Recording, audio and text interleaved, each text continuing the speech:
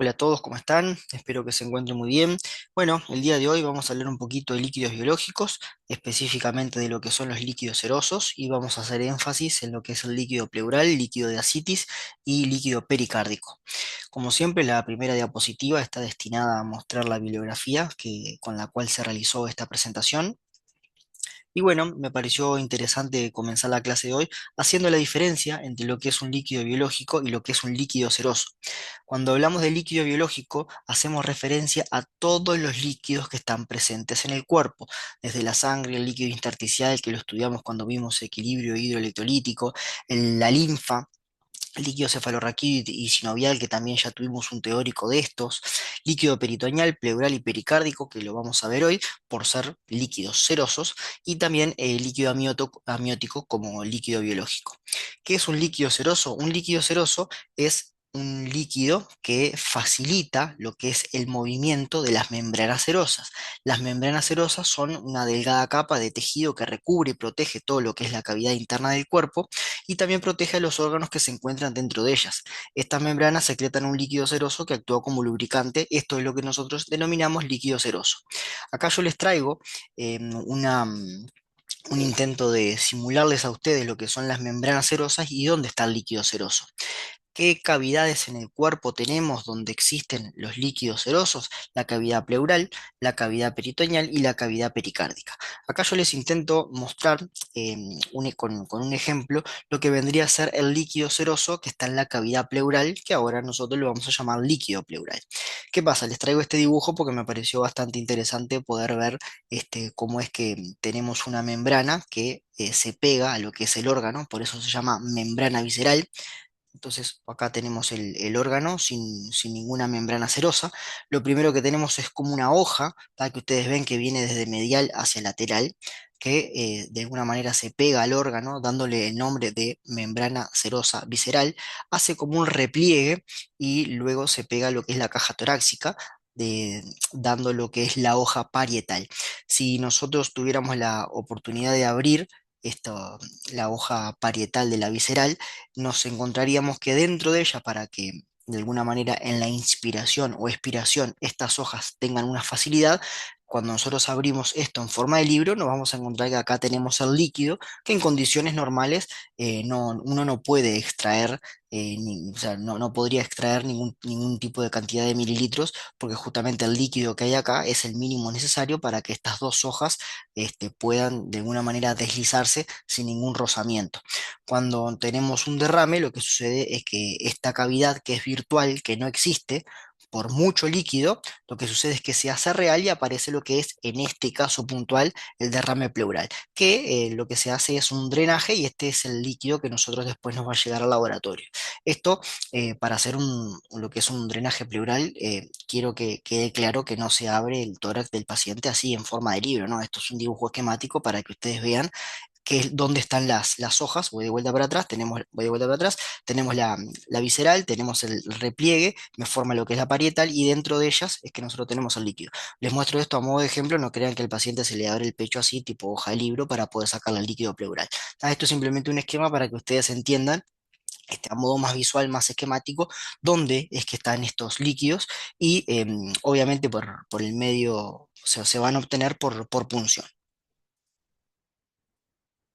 Entonces, ¿cómo se obtiene el líquido seroso? El líquido seroso es un ultrafiltrado del plasma, es decir, del plasma, cuando de alguna manera pasa por los capilares que están de alguna manera nutriendo a lo que son las pleuras, se realiza el ultrafiltrado del plasma y tenemos un juego de presiones hidrostáticas y presiones oncóticas, y también juega mucho lo que es la permeabilidad capilar para que de alguna manera el líquido seroso, en este caso el líquido pleural, en este caso el líquido de ascitis y en este caso el líquido pericárdico, puedan de alguna manera cumplir su función. Cuando yo tengo alguna alteración en lo que es la presión hidrostática o presión oncótica, se genera lo que se denomina derrame, ¿tá? Tenemos entonces el derrame pleural, el líquido de ascitis y lo que es el derrame pericárdico, ¿tá? Son derrames, son acumulaciones de líquidos entre lo que son las membranas visceral y la membrana parietal de lo que son las serosas, ¿tá? Cuando este líquido se acumula, es lo que nosotros empezamos a llamar derrame. Y ya les digo, es un juego entre presiones hidrostáticas y oncóticas, y también tiene mucho que ver la permeabilidad capilar. Ustedes ya acá pueden ya ir sacando conclusiones que, por ejemplo, una infección en cualquiera de estos parénquimas, en cualquiera de estas zonas, de cualquiera de estas cavidades, me aumenta lo que es la permeabilidad capilar. Entonces, esto me puede generar un derrame, que es lo que nosotros vamos a intentar estudiar a lo largo de esta presentación. Entonces, ¿qué es lo que sucede? ¿Cómo es que se forma de alguna manera el líquido? ¿Cómo es que el líquido que viene de la sangre, el plasma de la sangre, logra meterse, digamos, en este espacio que no es real, sino que es virtual, para que estas cerosas no tengan roce? ¿Qué pasa? Ustedes ven que el plasma se queda dentro de lo que es los capilares, porque tenemos una presión oncótica que acá se los quiero dibujar con estas nubecitas acá que intentan simular las proteínas o lo que es la albúmina. Obviamente que las gotas intentan simular lo que es la presión hidrostática. ¿Qué sucede? En los capilares pulmonares, o mejor dicho, en los capilares que están entre las serosas, de alguna manera la presión hidrostática vence a la presión oncótica y lo que se genera que se extravase líquido de lo que son los capilares hacia este espacio pleural.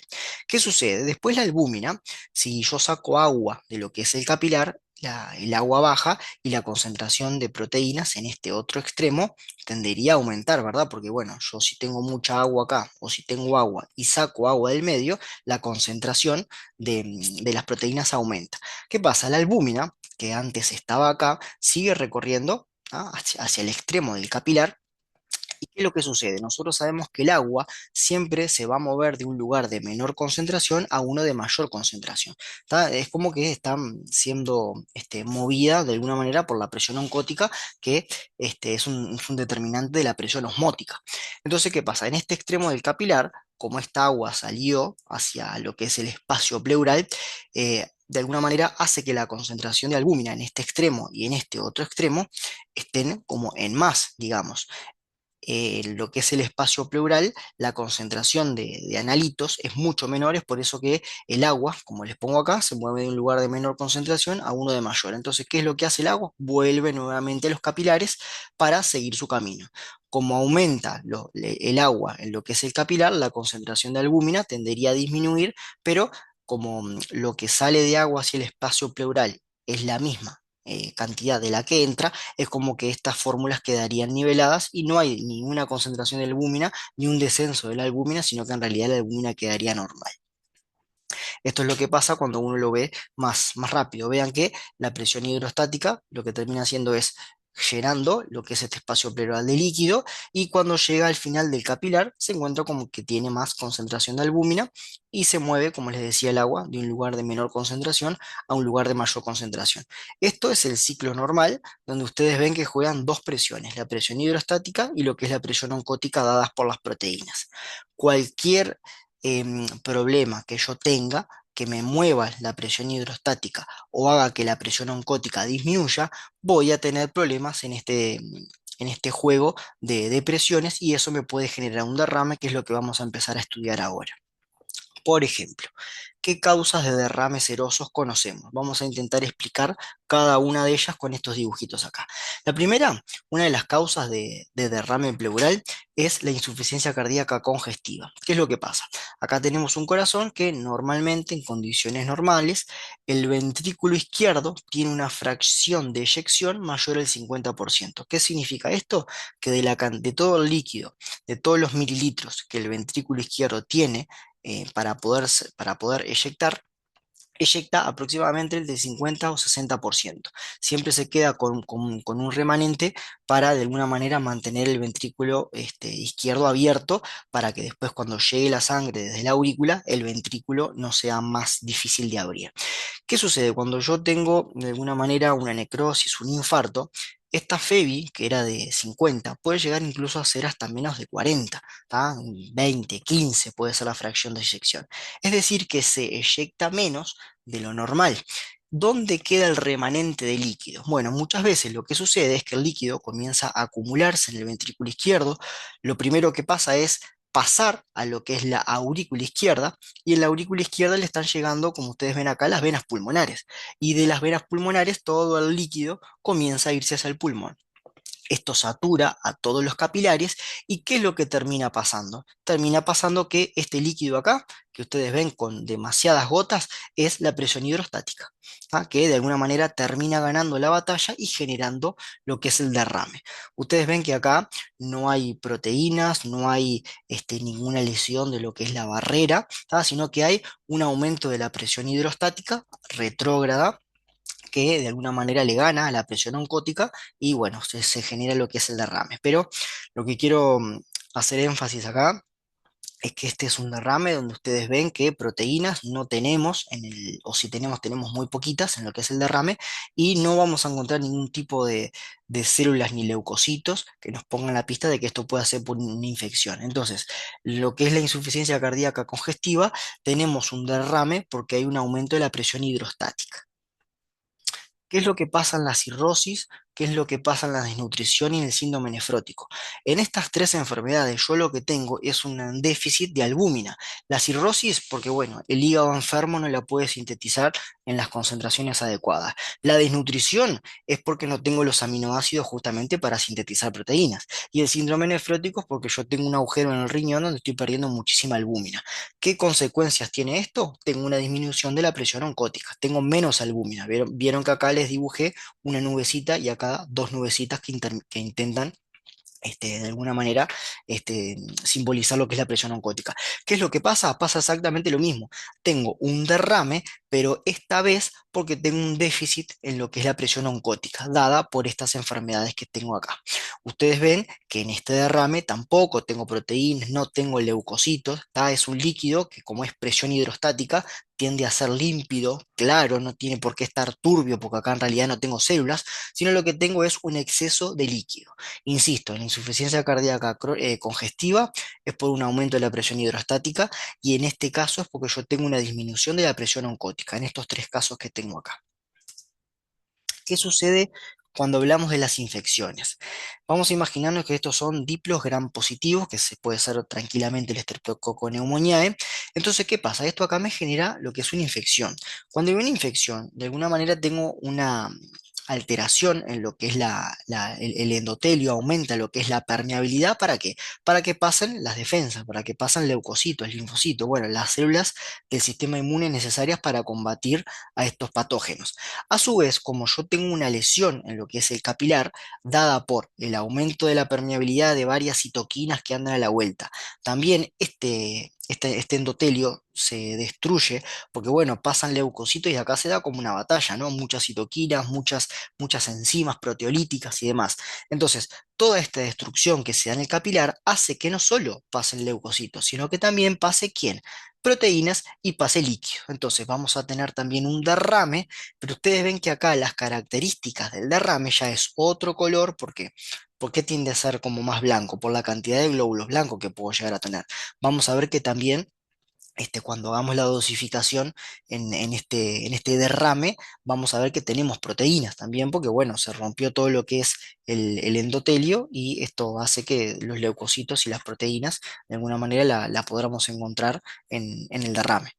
Otra cosa que nos puede pasar también, que nos puede generar un derrame con estas características, es cuando uno tiene algún proceso neoplásico tumoral en lo que es la zona aledaña del pulmón o mismo en el pulmón, donde las células malignas pueden llegar a alterar lo que es el endotelio capilar, aumentando la permeabilidad, y además de encontrar algunos leucocitos y proteínas, vamos a encontrar células con características neoplásicas. Es por eso también que cuando nosotros tenemos un derrame, es muy importante, además de hacer el recuento de leucocitos, vamos a de alguna manera hacer una lámina periférica para poder ver alguna célula cancerígena o alguna célula con algún aspecto que nos ponga en la pista de que puede haber malignidad a la vuelta. Entonces, si bien yo digo que es un derrame, porque justamente tengo líquido en un lugar que no debería tener, o mejor dicho, tengo más líquido que el debería que tener, yo a este derrame le tengo que poner nombre. Yo a este derrame tengo que ser capaz de decir si es un trasudado o si es un exudado. ¿Por qué? Porque si yo digo que el derrame que tengo enfrente es un trasudado, Las enfermedades que yo pienso que me pueden causar este trasudado son unas, pero en cambio si yo tengo enfrente un derrame que lo clasifico como exudado, las enfermedades que pienso son otras. Entonces, acá, este es un cuadrito que se utilizaba antes para todos los líquidos biológicos. Yo acá utilicé el ejemplo de lo que es el líquido pleural, ¿verdad? Que después lo vamos a profundizar, pero utilicé el líquido pleural para poder intentar explicarles esto que tengo acá. Esta cuadrícula se utilizaba antes, son diferentes análisis bioquímicos, diferentes mediciones de analitos que dependiendo del valor que yo tuviera de ellos, puedo clasificarlo como trasudado o como exudado. Entonces, me pareció interesante ver acá los dibujitos para ir entendiendo cuándo es un trasudado y cuándo es un exudado y qué etiologías pienso, o sea, qué enfermedades pienso cuando digo que es un exudado y qué enfermedades pienso cuando digo que es un trasudado. Primero que nada, tenemos que saber que se clasifica a algo como trasudado cuando hay cambios en lo que son la presión hidrostática y presión oncótica. Vimos tres enfermedades en la diapositiva anterior, donde yo tenía, cuatro, perdón, donde yo tenía cambios en la presión hidrostática, que era la insuficiencia cardíaca congestiva, o problemas con la presión oncótica, que era la cirrosis, que era la desnutrición o que era el síndrome nefrótico. ¿Ah? Cualquier paciente que tenga alguno de esos de alguna de esas patologías, sin ver algo de lo que es la analítica, uno puede presuponer que estamos frente a un trasudado. Pero ya cuando vamos más a lo objetivo, a lo que yo veo, a lo que yo mido, vamos a ver que cuando yo tengo un aspecto del líquido claro, como sucede justamente en el trasudado, porque dijimos que el trasudado o me aumenta la presión hidrostática o me disminuye la presión oncótica. Vieron que lo que yo tengo acá en realidad no tiene por qué estar turbio porque no hay células, no hay proteínas, es solamente líquido. Entonces esto es claro. Es por eso que los trasudados se caracterizan por ser un aspecto claro. Por lo contrario del exudado, donde ustedes ven que el aspecto es turbio. ¿Por qué es turbio? Porque tengo un montón de proteínas, porque puedo llegar a tener microorganismos, porque tengo leucocitos, producto de que el sistema inmune se activa para ir a la batalla. Entonces todo esto le genera una turbidez. Entonces esta es la primera diferencia cuando uno ve un aspecto de un líquido. Otra cosa que se hace es medir las proteínas del líquido y dividirlas por las proteínas del suero. Es decir, que yo necesito sí o sí una muestra de sangre. ¿Por qué? Porque se vio que cuando uno hace este ratio, esta división entre las proteínas del líquido dividido en las proteínas del suero, en un trasudado, este ratio es menor a 0,5. Y claro, porque las proteínas del líquido en un trasudado no tengo prácticamente proteínas de líquido. En cambio, sí voy a tener proteínas en el suero. Entonces, cuando yo divido un número muy chiquito por un número muy grande, me da un número bastante pequeño. Por el contrario, este mismo ratio, hacerlo en un derrame que es un exudado, voy a tener que la división me va a dar un resultado mayor a 0,5. ¿Y esto por qué? Porque al aumentar el numerador, porque vieron que acá yo tengo proteínas, que acá no, cuando yo aumento el numerador, hago que en definitiva la división eh, me dé como resultado un número más grande. Entonces, todas estas cuestiones creo que con estos dibujitos se pueden llegar a comprender. A su vez, yo, además de hacer esta división, puedo medir las proteínas en el líquido. ¿Cómo ustedes piensan que van a estar las proteínas en lo que es un trasudado con respecto a un exudado? Acá lo tienen. La cantidad de proteínas en un trasudado es menor a 30 gramos por litro, o lo que es lo mismo, 3 gramos decilitro. ¿Ah? Es lógico, no tengo por qué tener proteínas en lo que es el trasudado porque no tengo rotura. En cambio, ¿qué pasa en el exudado?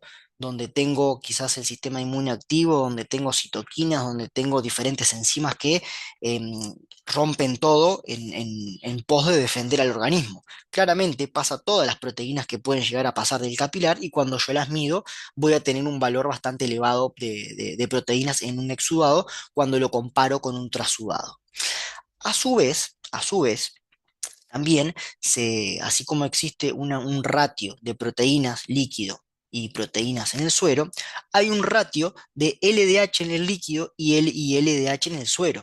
O sea, se agarra la LDH, se hace la cuantificación de LDH en el líquido y se la divide por la cuantificación de LDH en el suero. Y acá también tengo lo mismo. Cuando yo sospecho de un trasudado, la LDH, este ratio, es menor a 0,6.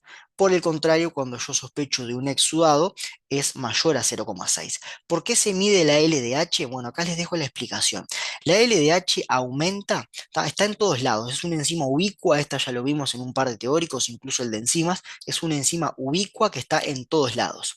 ¿Qué pasa? Cuando yo tengo un montón de células acá, las células del sistema inmune, las células propias del endotelio, están como de alguna manera siendo...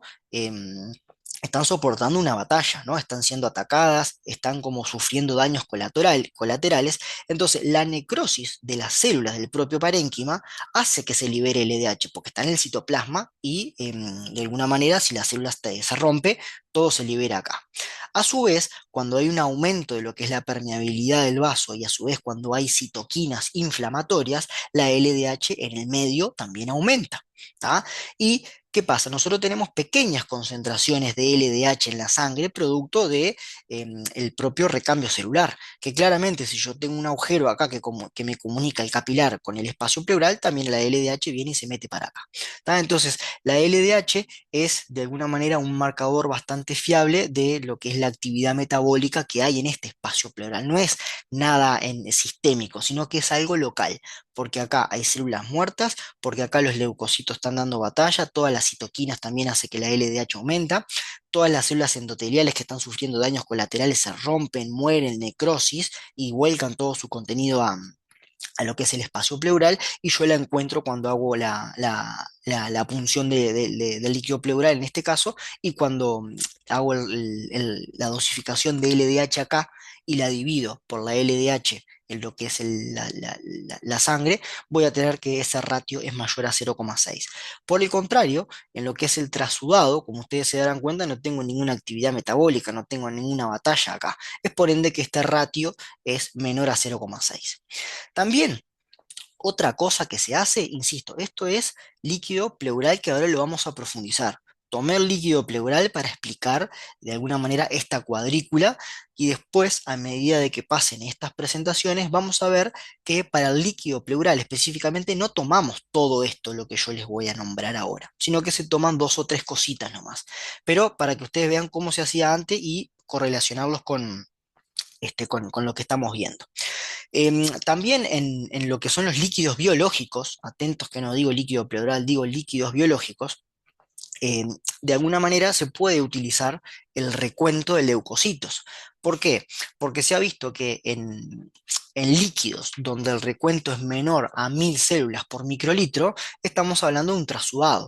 Por el contrario, si yo tengo un recuento de leucocitos mayor a 1000 células por microlitro, ya estamos en presencia de un exudado. Y es lógico, ustedes fíjense, si tomamos este caso y yo puedo hacer el recuento de leucocitos en una cámara de Neubauer, que en el pleural no se hace, pero insisto, agarro esto como ejemplo, vamos a imaginarnos que esto es un capilar ahora, no sé, de lo que es el líquido de ascitis, por ejemplo. Si yo hago un recuento de leucocitos acá y me da un valor mayor a 1000, yo ya puedo presuponer que acá yo estoy frente a una infección. Tranqui, que ahora lo vamos a ver al líquido de ascitis, porque estos valores cambian. ¿Qué pasa? También en lo que es los líquidos, sobre todo el líquido pleural, se puede hacer la dosificación de colesterol. Y ahora vamos a ver por qué, según la cantidad de colesterol que yo tenga, y si el aspecto, por ejemplo, es lactescente, que ustedes ven que acá no está, eso me puede poner en la pista que se rompió algo que se llama conducto torácico.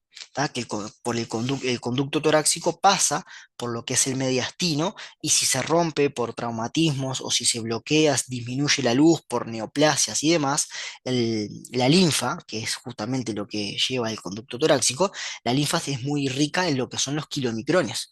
¿Ah? Entonces voy a poder tener una cuantificación de colesterol y voy a hacer una cuantificación de triglicéridos. Dependiendo de esa cantidad, es cómo voy a catalogar el líquido, si lo voy a catalogar como líquido quiloso o pseudoquiloso, ¿tá? Pero tranqui, que estos son títulos y lo vamos a profundizar ahora. Y después, específicamente en el líquido de ascitis, nosotros utilizamos la albúmina en suero y utilizamos la albúmina en el líquido de ascitis para hacer lo que es una resta, y dependiendo de cómo me dé la resta, yo pienso si estoy frente a un trasudado o un exudado. ¿tá?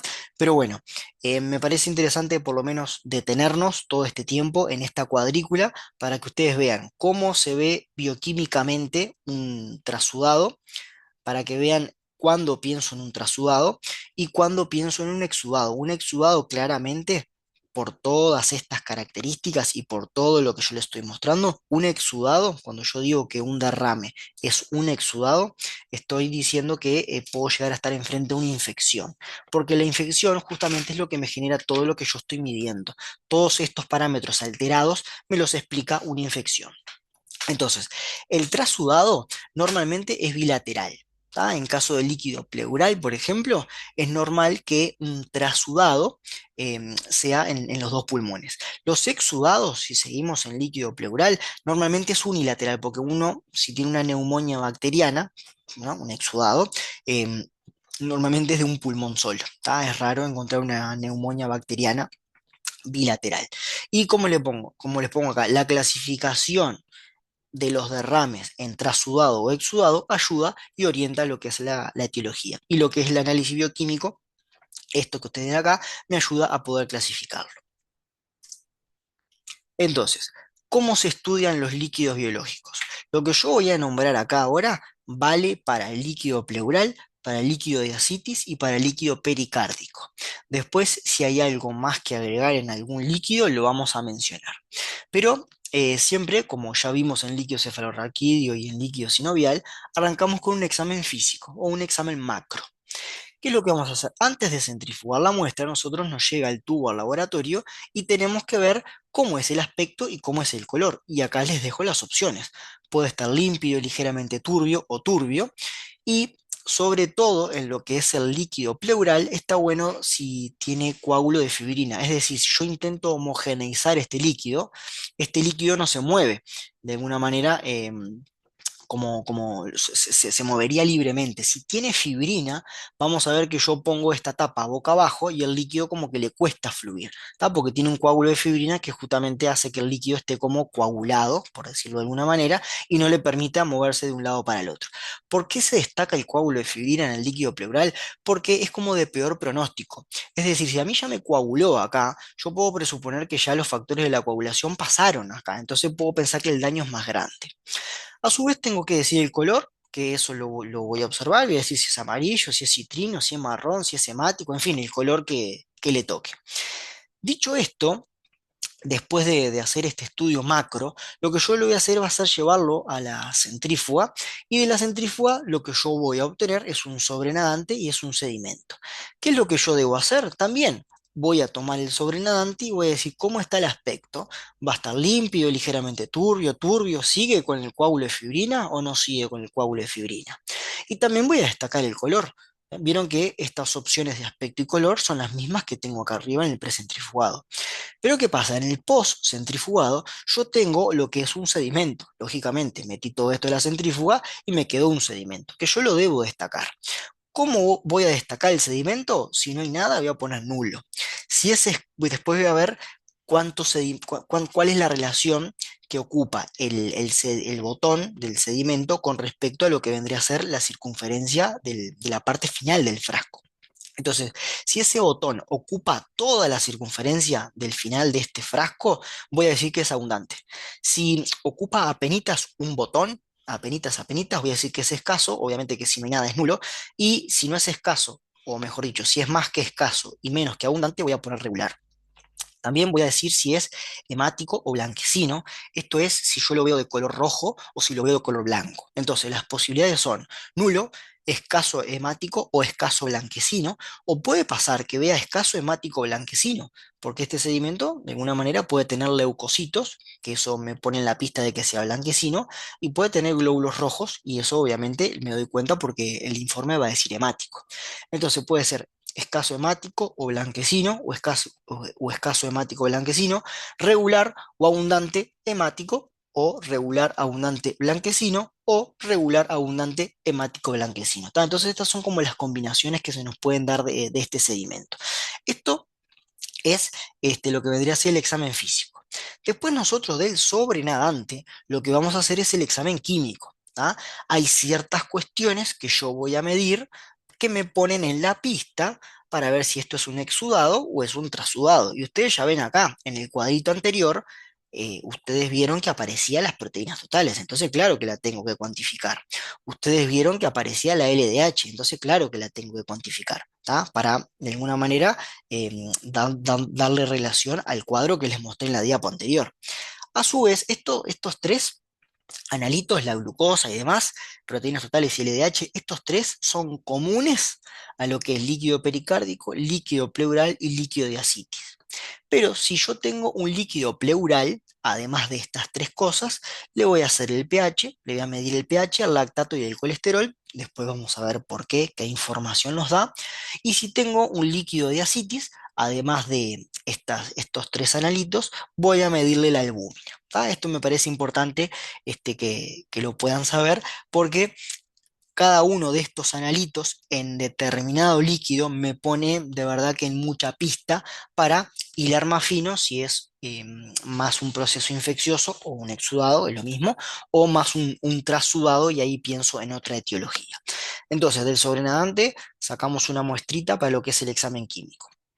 Después tenemos una tercera parte, que es el examen citológico, donde yo tengo que ver células. Entonces, ¿qué pasa?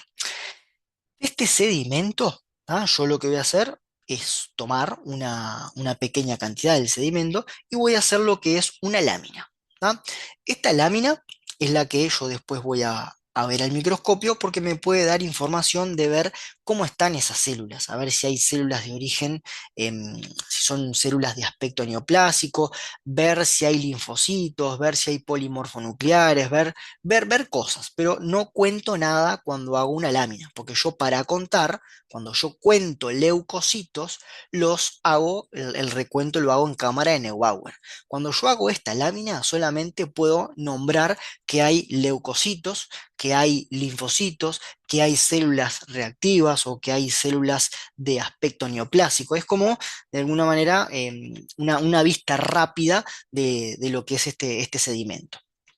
¿En qué líquido específicamente nosotros vamos a contar en cámara de Neubauer? Vamos a contar en lo que es el líquido de ascitis. El líquido de ascitis tiene que traer lo que es un tubo de EDTA, porque en este tubo de EDTA yo voy a hacer el recuento en cámara. ¿Por qué? Porque el líquido de ascitis, yo puedo estar frente a un paciente que esté cursando una peritonitis bacteriana y tengo que contar la cantidad de leucocitos. O después vamos a aprender ahora brevemente que hay un valor de corte de cantidad de leucocitos, sobre todo de polimorfonucleares, que por encima de ese valor a mí me pone en la pista de que el paciente tiene una infección. Por debajo de ese valor, la infección todavía no es un problema. Pero insisto en esto, el recuento de leucocitos en cámara en Neubauer tiene que hacerse con un tubo de EDTA, es decir, el líquido que normalmente se coloca acá va a tener que venir en este mismo frasco para hacer este examen químico y el médico se va a tener que encargar de colocar una cierta cantidad de líquido en el tubo de EDTA para yo poder hacer el recuento en cámara, ¿tá?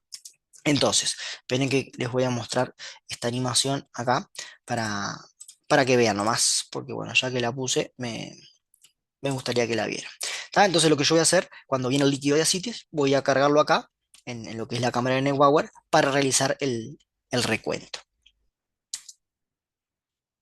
Entonces, cuando yo tengo, como les decía anteriormente, cuando yo tengo algún problema en la presión hidrostática o en la presión oncótica o tengo una infección, ese líquido que está entre lo que es las membranas serosas puede llegar a aumentar y me puede dar, dependiendo de dónde esté, me puede dar estas diferentes enfermedades. ¿Qué es lo que sucede? Cuando nosotros estamos frente a un líquido pleural, un derrame pleural, perdón, la maniobra que se lleva a cabo se llama toracocentesis. Cuando estamos frente a un líquido pericárdico, la maniobra que se lleva a cabo para extraer líquido se llama pericardiocentesis. Y cuando estamos frente a un líquido de ascitis, la maniobra que se lleva a cabo se llama paracentesis. Lo ideal es que siempre vengan cuanto más tubos mejor.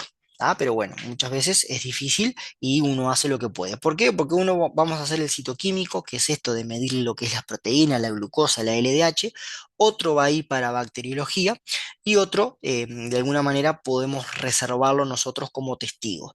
Acá podría haberles dibujado también que en caso de que venga líquido y asitis, yo tengo que tener un tubo de ERTA para el recuento de polimorfonucleares, ¿tá? Esto igual lo vamos a ver más adelante ahora. Vamos a desarrollar en la presentación que viene, ahora la diapo que viene, lo que es el derrame pleural. Entonces, derrame pleural. ¿Ah? Cuando yo estoy frente a un derrame pleural puede ser un trasudado o puede ser un exudado. Esto es lo que yo le decía. Normalmente hay líquido en lo que son las cavidades serosas.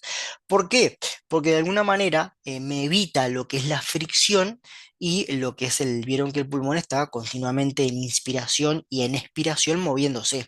Para que esas dos membranas de alguna manera no tengan ningún roce y faciliten la inspiración y la expiración, es que está este líquido, que normalmente yo no lo puedo extraer en condiciones normales, porque la cantidad que hay, de alguna manera, hace que la cavidad sea virtual. Si bien hay 15 mililitros, están tan distribuidos que de alguna manera yo no puedo, esa cavidad no es real. Se hace real cuando hay un derrame. Entonces, ¿qué es lo que sucede? ¿Se acuerdan que dijimos? Todos los líquidos deben tener LDH, proteínas totales y glucosa. En lo que es el derrame pleural, le vamos a tener que agregar el pH y lactato porque son dos analitos que también me contribuyen para poder concluir qué es lo que el paciente tiene. Y ahora se los voy a mostrar. Y también vamos a tener que pedir un tubo seco o de parina para poder hacer los ratios. ¿Se acuerdan? Que les comenté cuando teníamos la cuadrícula allá adelante, que yo tengo que, por ejemplo, dividir las proteínas del líquido, dividido las proteínas de la sangre, la LDH del líquido, dividido la LDH de la sangre. Entonces es muy importante contar con un tubo seco. ¿Qué es lo que sucede acá? Exactamente lo que les acabo de narrar en la diapo anterior. A mí me va a llegar la muestra, me puede llegar en un frasco de orina la muestra, o ya en un frasco de estos, ya me puede llegar cualquiera de las dos maneras. Yo lo que voy a hacer, lo voy a trasvasar a un frasquito de estos donde me permite mejor visualización, y acá lo que voy a hacer es ver el aspecto y el color. Antes del centrifugado. Después de la centrifugación, ¿qué es lo que yo voy a hacer? Voy a detallar lo que es el aspecto y el color del sobrenadante, y del sobrenadante voy a hacer el examen químico. Y del sedimento, como les comentaba anteriormente, lo que yo voy a hacer son las diferentes láminas en el líquido pleural para colocarla en el microscopio y acá ver la búsqueda de las células mesoteliales, que son las células propias de la pleura, ver si hay linfocitos, bacterias, cualquier información que me pueda llegar a dar esta lámina.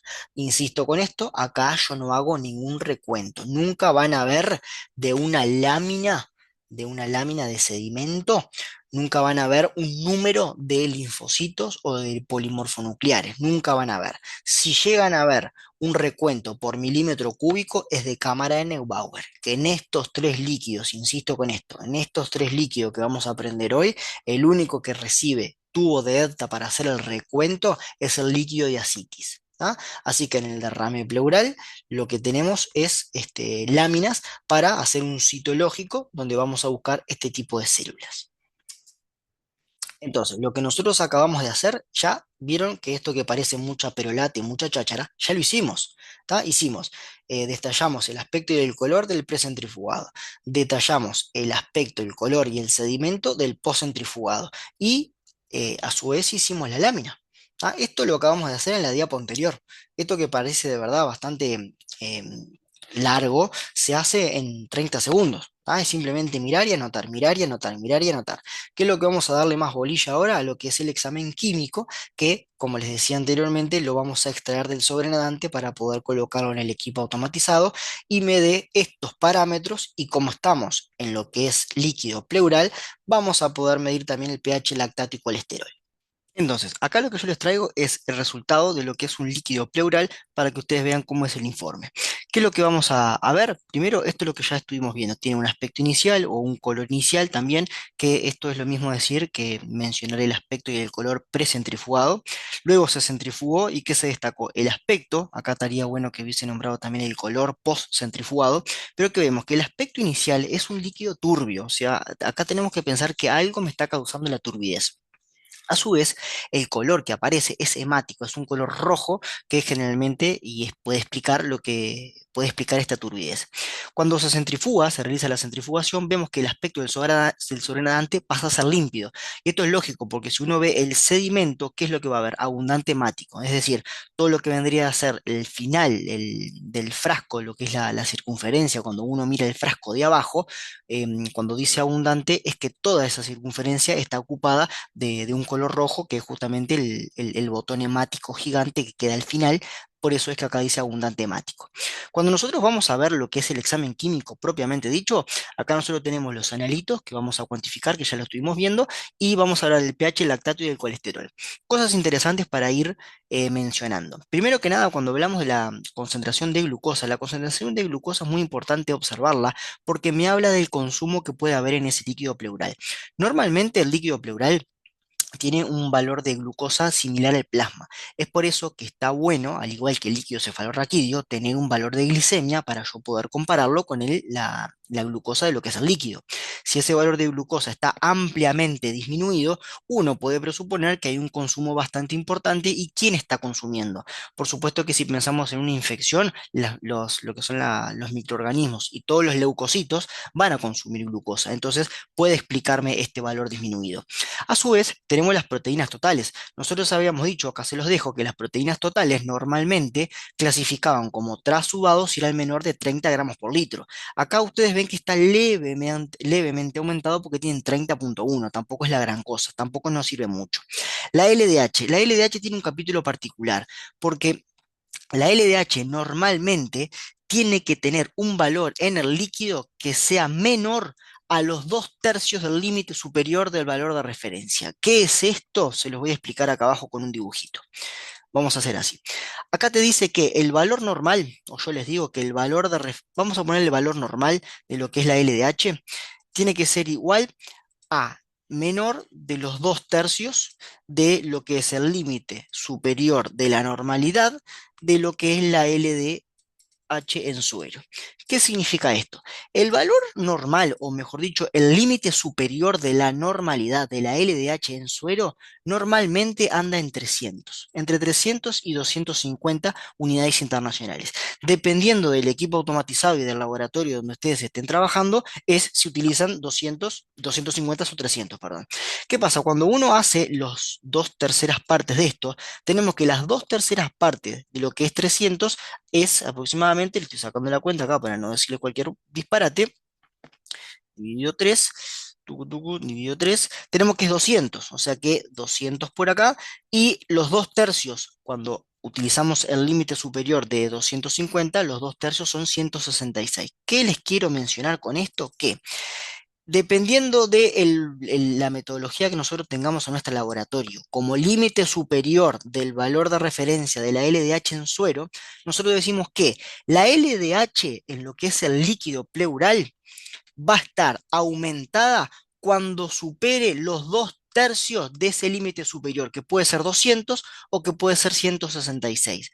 Como valor consenso general, todos los médicos y todos los licenciados trabajamos con que este límite superior del valor de referencia siempre es 200. O sea que si el valor de LDH en lo que es el líquido pleural es mayor a 200, ya podemos presuponer que esto es un exudado. Claramente acá no quedan dudas, ¿verdad? Así que la LDH solita, por sí sola, me habla de que esto es un exudado porque supera los 2/3 del límite superior del valor de referencia de la LDH en lo que es suero. Insisto con esto, dependiendo del límite superior del valor de referencia de nuestra técnica, puede ser 300 o 250, pero se agarra como valor universal, digamos, el valor de 200 como el límite superior, los 2/3 del límite superior del valor de referencia. ¿Tá? Entonces, en este caso, claramente la LDH más que supera los 2/3, ¿verdad?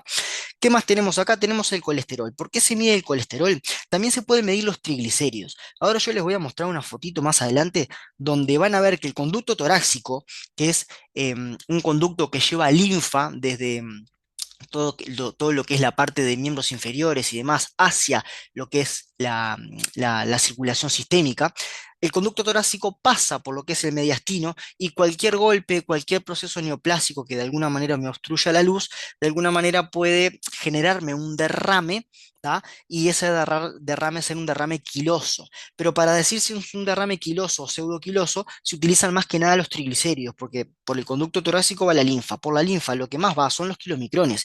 Y los kilomicrones, como ya aprendimos, la mayoría de lo que traslada en su núcleo, el 98% son triglicéridos. Entonces, dependiendo del valor de triglicérido, que acá no está en este laboratorio, no lo miden, dependiendo del valor de triglicéridos, estos son lo que dicen todos los libros, yo puedo decir si un derrame es quiloso o pseudoquiloso dependiendo de ese valor.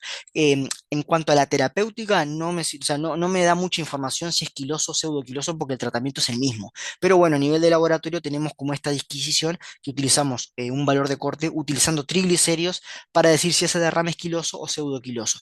Cuando yo digo que un derrame es quiloso, cuando el aspecto, como les comentaba anteriormente, es claro, turbio, perdón, no es ni claro ni turbio, sino que es lactescente, ¿tá? Es un aspecto bastante lechoso que se dice, producto de que la linfa que iba por ese conducto torácico, algo le pasó a ese conducto torácico que la linfa terminó desparramándose y generándome un derrame, que lo voy a catalogar, insisto con esto, como quiloso, pseudoquiloso, dependiendo de la cantidad de triglicéridos que tenga. Atentos acá. Lo que es el pH y el lactato, voy a borrar acá abajo porque si no, esto no se ve. Voy a borrar acá. El pH y el lactato es fundamental y en este laboratorio el pH y el lactato, sobre todo el lactato, se realiza a través de lo que es una muestra de gasometría. Es por eso que en este caso, como no se recibió una muestra de gasometría para pH y para el lactato, es que sale con esta nota. ¿Por qué es importante el pH y el lactato? Sobre todo el pH. El pH, cuando tenemos un pH bastante ácido, menor a 7,20, me indica que ese derrame no es líquido, sino que ese derrame es pus y todavía está como tabicado, lo que es un problema porque esto puede requerir un drenaje quirúrgico. Y el lactato lo que me pone en la pista es que hay más daño, hay necrosis, hay aumento de la permeabilidad, como que el daño local de verdad que es bastante importante y sobre todo se eleva en lo que son las infecciones pleurales bacterianas y tuberculosas, ¿tá? Entonces, cuando uno ve esto, ¿tá? Y me había olvidado de comentarles esto, el estudio citológico, el que tanto hoy les decía que venía del sedimento, ¿qué es lo que ve al microscopio? Ve muchos eritrocitos y leucocitos, pero vieron que no dice cuánto, no dice tantos leucocitos por milímetro cúbico, porque insisto, los milímetros cúbicos me lo dan la cámara de Neubauer, ¿tá? Que el líquido pleural no se hace recuento con ELTA en cámara de Neubauer. Insisto con esto, en líquido de ascitis es que vamos a tratar de contar leucocitos para ver si es una peritonitis bacteriana o no. En este caso lo que se vio fue la lámina hecha del sedimento y que vio eritrocitos y leucocitos. De todos esos leucocitos que se vio, la gran mayoría son polimorfonucleares. Entonces, viendo todo esto, que es turbio, ¿ah? Que es turbio, que es hemático, que a su vez tengo un consumo importante, que tengo las proteínas levemente aumentadas, que tengo una LDH que de verdad es bastante superior, todo esto más esta cantidad de polimorfonucleares me orienta a que todo este líquido es un derrame pleural de tipo exudado. Entonces, cosas interesantes que no les dije. Las proteínas totales me ponen la pista del daño endotelial. ¿Se acuerdan que en la primera diapo, la segunda, ya no me acuerdo, les mostraba cómo cuando hay una infección, lo que sufre un montón es el endotelio, se rompe, pasan leucocitos, pasan proteínas, pasan un montón de cosas. La LDH, como les comentaba, daño, permeabilidad, necrosis, la glucosa me habla de consumo y el colesterol, o más que nada los triglicéridos, me hablan de lo que es si el derrame es quiloso o pseudoquiloso. ¿Qué pasa? Acá yo les traigo unos valores para poder jugar con lo que son los ratios. ¿Se acuerdan que teníamos un ratio de proteínas y un ratio de LDH? Y acá estos valores de proteína en suero y este valor de LDH en suero me lo acaba de inventar para hacer este ejercicio para ver si entramos en un trasudado o un exudado.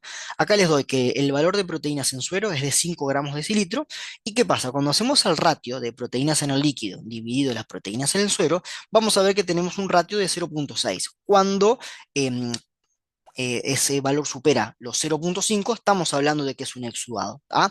Ojo al gol que acá tengo proteínas en gramos decilitro, que esto vendría a ser 50 gramos litro, y acá tengo las proteínas en gramos litro, que esto vendría a ser, por ejemplo, 3,0 gramos decilitro.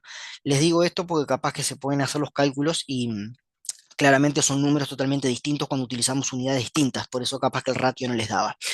¿Y qué pasa? Les doy también el valor de LDH en suero para poder hacer este ratio, donde ustedes ven que el ratio supera ampliamente el 0,6, que ya me clasifica como exudado, ¿tá? Entonces, es muy importante siempre tener un tubo seco o un tubo de parina para poder hacer las proteínas en suero y para poder hacer la LDH en suero, para poder hacer estos ratios y poder clasificar como exudado o trasudado. Entonces, este líquido que ustedes ven acá por todas sus características, clasificaría como un exudado.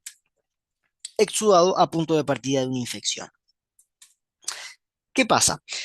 Em, en un momento en el tiempo llegaron los criterios de Light, ¿da? Este señor se puso a pensar y se dio cuenta de que solamente utilizando la LDH y las proteínas, él podía catalogar el 99%, o sea, catalogaba correctamente el 99% de todos los derrames, ¿da? Él podía decir solamente con la LDH y las proteínas si este derrame pleural era exudado o trasudado, utilizando solamente estos tres renglones acá. Por supuesto que nos simplifica un montón de esto. A ver, esto acá, este cuadrado, se puede seguir utilizando, porque el exudado va a seguir siendo turbio. Pero ¿qué pasa? Él, de alguna manera, los criterios de Light, que ya les digo, los criterios de Light están solamente validados o más utilizados o más estandarizados para lo que es derrame pleural. ¿Tá? Cuando hablamos de criterios de Light, hablamos de derrame pleural. ¿Qué es lo que hizo este señor?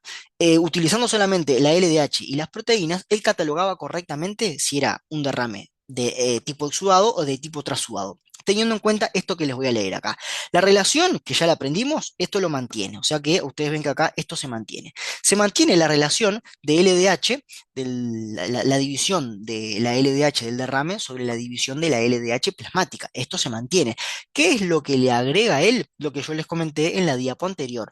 Cuando la LDH del derrame pleural supera los 2/3 del límite superior de valor de referencia de la LDH, acá le voy a escribir para no confundir, valor de referencia de la la LDH del plasma,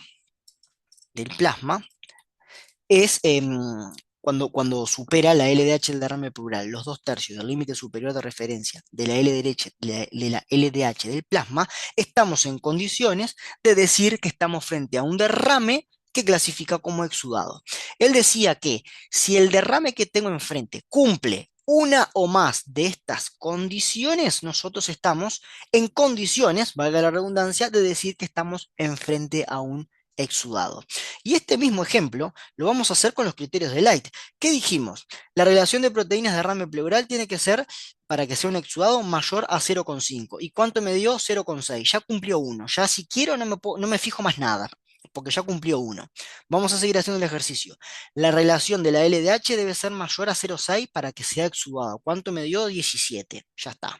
Y otra cosa, si la LDH del derrame pleural supera los 200, que les había comentado en la diapo anterior, que los 200 era el valor que se utilizaba como los 2/3 del límite superior, porque las técnicas más o menos andan por ahí.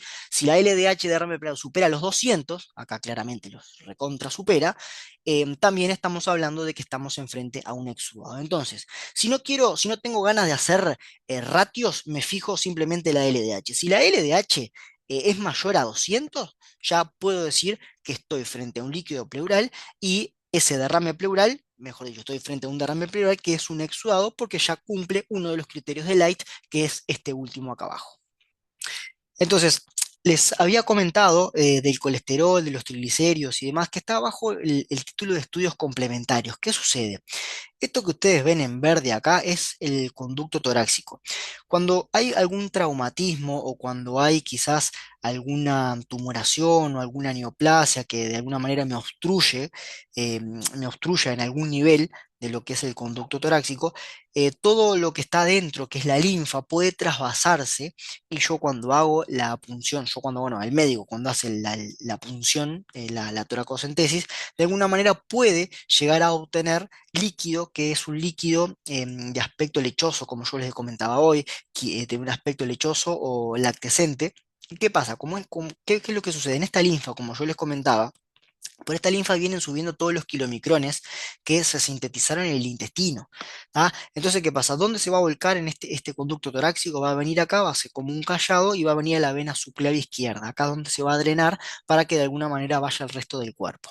Entonces, ¿qué sucede? Como esto trae kilomicrones y los kilomicrones mayormente transportan triglicéridos, ¿ah? Triglicéridos y colesterol, pero más triglicéridos, yo con la medición de triglicéridos puedo presuponer si esto es un derrame, si tiene, insisto, las características de aspecto lechoso, puedo presuponer o puedo decir si es un derrame quiloso o pseudoquiloso, cuando tiene unos triglicéridos mayores a 110, digo que es quiloso, y pseudoquiloso cuando no superan los 50 miligramos de cilitro. ¿Tá? Esto es simplemente una disquisición porque a nivel de la clínica no importa, a nivel del tratamiento no importa si es quiloso o pseudoquiloso, sino que, bueno, esto es para de alguna manera uno puede pensar que es mucho más grave, ¿no? Porque si tengo más triglicéridos de lo normal, de lo normal no, si tengo más triglicéridos, puedo presuponer que la rotura fue mayor, ¿tá? Pero eso son todos presuposiciones, porque si comí hace un rato, capaz que tengo mucho, de alguna manera tengo mucho derrame quiloso, porque bueno, se formaron los kilomicrones relativamente hace poco. Pero bueno, nada, sepan que es otro tipo de líquido que se puede encontrar, además del trasudado, además del exudado, podemos encontrar este líquido de aspecto lechoso que clasificaría como derrame quiloso o pseudoquiloso dependiendo de la cantidad de triglicéridos. Otra, otro analito que se puede medir es la ADA, que es la adenosind-diaminasa, que es muy importante y orienta muchísimo a lo que es la enfermedad de tuberculosis. ¿Qué sucede? Todos los linfocitos, para poder de alguna manera tener más actividad y sobre todo los linfocitos T, comienzan a sintetizar esta enzima porque la necesitan para poder diferenciarse. Entonces, una concentración elevada de adenosind-diaminasa o ADA en lo que es el líquido pleural, o es muy sugestiva de que hay actividad de los linfocitos T y es muy sugestiva de lo que es la enfermedad tuberculosa cuando supera los 40 unidades internacionales por litro. ¿Tá? Este es otro estudio que no está incluido en lo que es el examen químico, vieron que cuando nombramos el examen químico no lo incluimos, pero es un estudio complementario que, bueno, que cuando hay una sospecha de tuberculosis, se puede solicitar y si supera los 40 unidades internacionales por litro, es altamente sugestiva de lo que es la tuberculosis. Y después tenemos la milasa. ¿Por qué se puede pedir la milasa? Porque yo puedo tener un derrame pleural, sobre todo izquierda, por una pancreatitis. Y claro, y uno no entiende, porque tengo el diafragma en el medio, cómo relaciono lo que es la milasa con el derrame pleural. Si yo justo tengo una pancreatitis en lo que es la cola del páncreas, de alguna manera acá esta inflamación irrita a lo que es el diafragma y por contigüidad hace que empiece a exudar hacia lo que es la pleura. Entonces yo puedo tener un derrame pleural, sobre todo izquierdo, vieron que la cola va hacia izquierda, puedo tener un derrame pleural a izquierda porque justamente tengo una pancreatitis en lo que es la cola del páncreas que me irrita el diafragma y por contigüidad hace que empiece a exudar líquido hacia lo que es el espacio pleural. Entonces, vamos con un caso bastante rapidito, cómo podemos clasificar este derrame pleural que tenemos acá, solamente utilizando los criterios de Light, que son los que justamente aprendimos hoy, son los que más se utilizan, sobre todo para derrame pleural. Entonces, vamos a ir leyendo un par de pistas que con algunos datos a mí me pueden poner ya me pueden orientar un poquitito si esto es exudado o trasudado, independientemente de ver los resultados del líquido pleural. Entonces, ¿qué tenemos acá? Una paciente de sexo femenino, 58 años, que ya tiene una insuficiencia cardíaca congestiva, y esto lo hablamos en la segunda o tercera diapo, que actualmente viene a consultar porque hace 2 semanas que ha experimentado disnea, falta de aire, que sobre todo se exacerba cuando realiza actividades que antes podía hacer sin problemas, como por ejemplo caminar distancias cortas. También ha notado un aumento del hinchazón del abdomen y sensación de pesadez en el pecho, ¿tá? Pero atentos a la insuficiencia cardíaca congestiva y con esta falta de aire. Por algo tiene esta falta de aire, ¿no? Al examen físico lo que se ve es que tiene unos edemas en las extremidades inferiores y a la auscultación, es decir, cuando se intenta escuchar los ruidos, lo que se encuentra es que los ruidos respiratorios están disminuidos en base en la base del lado del derecho del tórax, acá, en esta zona. Se le hace una placa y ¿qué se observa? Se observa este derrame pleural. Cuando se hace el análisis, es decir, se hace una punción y se extrae el líquido pleural, se obtienen estos resultados. Entonces, ¿qué tenemos? Unas proteínas totales en este líquido pleural de 2,5. ¿Está? ¿Se acuerdan que el valor en sí de proteínas totales no me juega mucho en lo que son los criterios de Light? Sí las voy a necesitar para hacer la relación, pero no las proteínas totales como tal. Entonces yo acá ya les doy la relación entre proteínas totales del líquido y el suero, que me da 0,4. Es decir que de alguna manera con esto yo no podría catalogar a esto como exudado. La glucosa y colesterol son normales, es decir, la glucosa me habla de consumo y bueno, en los criterios de Light en realidad no me mueve mucho la aguja. Y el colesterol, habíamos conversado que nos ponía en la pista de un derrame quiloso o pseudoquiloso, pero bueno, por ahora dice que es normal, no me preocupa.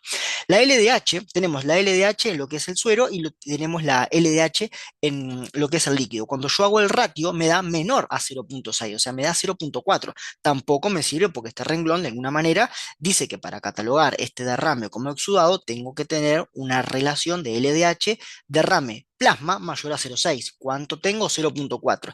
Y la última que me queda es esta, la LDH. La LDH del derrame pleural debe ser en definitiva mayor a 200. ¿Cuánto es la LDH de lo que es el líquido pleural? 57. Entonces, como no cumplo con ninguna de estas tres renglones para clasificar a este derrame pleural como exudado, digo que es un trasudado a punto de partida de una insuficiencia cardíaca congestiva que la paciente tiene, pero la tiene como antecedente. Cuando acá hay obviamente muchas cosas que yo omití, pero bueno, nada, para hacerlo más rápido, pero al tener una insuficiencia cardíaca congestiva y la paciente venir a manifestar ahora que tiene falta de aire, sobre todo cuando antes podía hacer actividades que no generaban ningún esfuerzo, uno puede presuponer que lo que tiene esta paciente ahora es una insuficiencia cardíaca que se descompuso, ¿tá? Una insuficiencia cardíaca descompensada, que justamente lo que hace es lo que les mostraba en una de las primeras diapos, donde aumenta, que va todo hacia atrás de manera retrógrada, se llena el capilar de la pleura de líquido y gana la presión hidrostática, generándome este derrame pleural que por los criterios de Lights no podemos decir que es un exudado. Por ende, queda como resultado que tenemos un derrame pleural de tipo trasudado a punto de partida de una insuficiencia cardíaca. Acá les traigo otro paciente, María, de 60, es la misma en realidad, 62 años, que tiene como antecedente consumo de alcohol desde los 13 años, tiene 62, es un montón. Ha sido diagnosticada con cirrosis, también hablamos de la cirrosis y del impacto que podía tener en lo que son los derrames.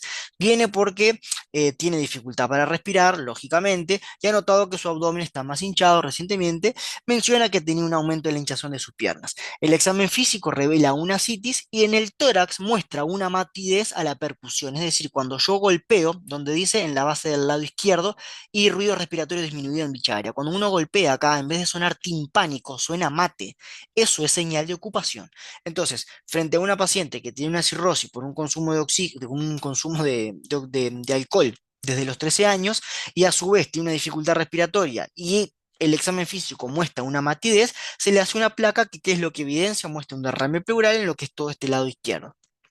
A su vez, lo que se hace es extraer líquido pleural, que ¿qué es lo que evidencia? Tenemos unas proteínas de líquido de 2,0 gramos de decilitro, o lo que es lo mismo 20 gramos por litro.